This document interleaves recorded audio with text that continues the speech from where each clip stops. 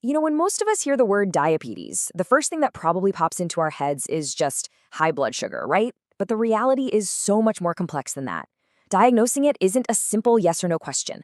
It's all about getting the right diagnosis for the right type. So that really begs the question, doesn't it? If it's more than just a single number being high, how do doctors actually figure out what's going on inside the body? How do they pinpoint the exact type of diabetes someone has? Okay, let's dive into it. Honestly, the best way to think about this whole process, it's like a form of biological detective work. Seriously. Doctors are basically investigators, and they're looking for very specific clues to solve the case. Now, the one thing that all types of diabetes have in common is this one core problem: hyperglycemia. That's just the technical term for high blood glucose, or high blood sugar. And that is the central issue that every single diagnostic test is designed to measure. To find that hyperglycemia, doctors have a few main tools in their toolkit. Think of them as the four main clues. There's the A1C test, the fasting plasma glucose test, the oral glucose tolerance test, and the random plasma glucose test. Each one is like a different investigative tool, giving them a unique piece of this big diagnostic puzzle. And for a diagnosis to be made, these clues have to be incredibly specific. It's not enough for blood sugar to be just a little bit high. Doctors are looking for these really clear thresholds, like an A1C that's 6.5% or higher, or a fasting glucose of 126 or more. Hitting or going over these numbers, and usually confirming it more than once, is what officially seals the diagnosis. So let's compare the two big ones you hear about most often. The A1C test. Think of that as a long-term surveillance report. It gives you the average of your blood sugar over the last 2 to 3 months.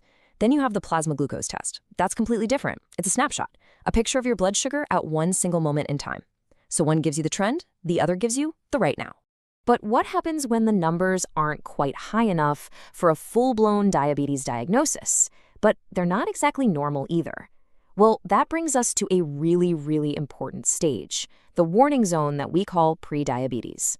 Prediabetes is exactly what it sounds like. It's this critical warning stage where your blood sugar is up, but not yet at that diagnostic level. You can think of it as a huge blinking yellow light. It's a crucial window for prevention because taking action here is absolutely key, not just for preventing type 2 diabetes, but also for cutting the risk of cardiovascular disease. And here are the specific numbers for that warning zone. If you get an A1C test, a result between 5.7% and 6.4% puts you right in that prediabetes range. It's a very clear signal from your body that it's time to pay attention. Okay, so once a diagnosis is confirmed, the detective work isn't over. The next crucial step is classification. So let's look at the two main suspects we always hear about, type 1 and type 2 diabetes.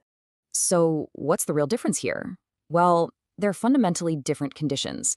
Type 1 is autoimmune. That means the body's own immune system basically goes rogue and attacks the very cells that make insulin.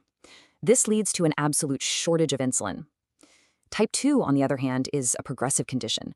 It usually starts with insulin resistance, where the body just isn't using its insulin effectively. And over time, it can lead to the body not producing enough to keep up. And this is why getting the classification right is so incredibly important, because it's not always easy. I mean, look at this quote. It's pretty staggering. Misdiagnosis can happen in up to 40% of adults who are newly diagnosed with type 1. What often happens is an adult with type 1 is mistakenly told they have type 2, and that can lead them down a completely wrong treatment path. This flowchart really gives you a sense of just how complex that detective work can get, especially in adults.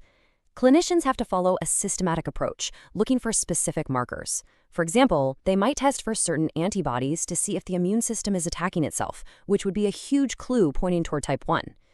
This whole multi-step process is crucial to avoid that misdiagnosis and make sure the right treatment plan is chosen.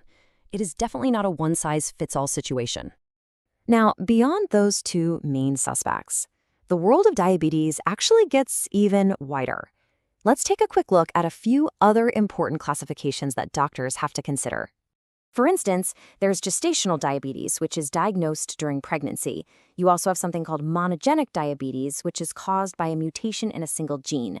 And then there's pancreatic diabetes, which can happen if the pancreas itself gets damaged or diseased.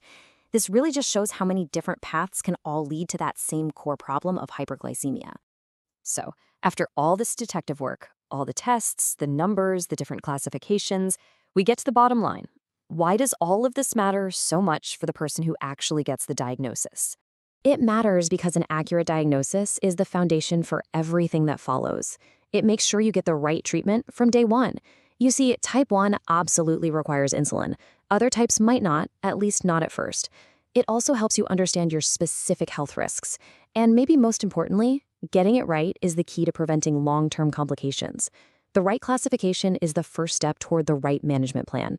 So, it's so important to remember, a diagnosis is not the end of the road. It's really just the start of the story. The real question is, what's the next chapter in your health conversation going to be?